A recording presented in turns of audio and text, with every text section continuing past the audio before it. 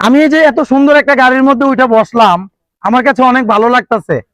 জীবনে কোনোদিনও এই ধরনের গাড়িতে উঠে বসি নাই অডিয়েন্স। আজকে ভিডিও করার উছিলায় আজকে আমি ভাইরাল মিন্টু হয়েছি দেখিয়া এখানে এসে উঠে বসলাম, আমার অনেক আনন্দ লাগতেছে।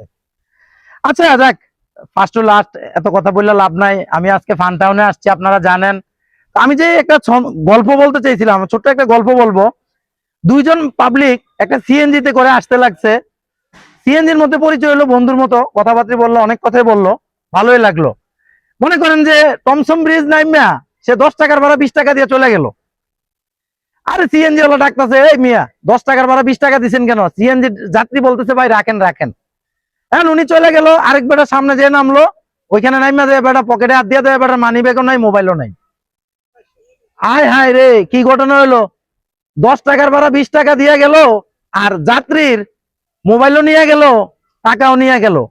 অডিয়েন্স, আমরা একটা গল্পের মধ্যে আপনাদেরকে সতর্কবার্তা দিলাম। আমি ভাইরাল মিন্টু, যদি কোনো ভুল ত্রুটি হয়ে থাকে দয়া করে আমাকে ক্ষমা করে দিবেন। আমি আজকে ফান টাউনে আসছি পয়লা বৈশাখ উপলক্ষে। আপনারা যদি আমার অডিয়েন্স ভালোবাসার মানুষ থাকেন, আমার ভিডিও দেখবেন, ভালো লাগলে কমেন্টে জানাবেন, না হলে নাই। জোর করে ভালোবাসা আদায় করা যায় না। ভালোবাসা অবিরাম প্রিয় বন্ধুরা।